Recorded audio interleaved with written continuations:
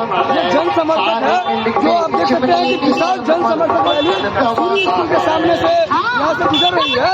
और आप देख सेवा करते हुए ऐसे में देखना बहुत ही दिलचस्प होगा कि प्रकाशपुर में जो यहाँ पर ये जन समर्थक रैली है इसमें कितना वोट में कन्वर्ट हो पाता है।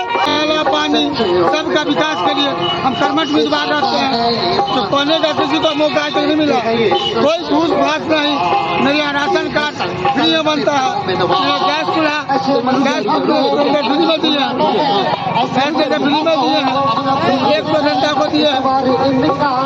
एक मेरे वार्ड में पता कर लिया जाए कि प्रकाशपुर में 1 रुपया लिया है आपसे, रोड नाला पानी जो भी साधन से था हमारे पास सब नगर परिषद से ला कर दिए हैं।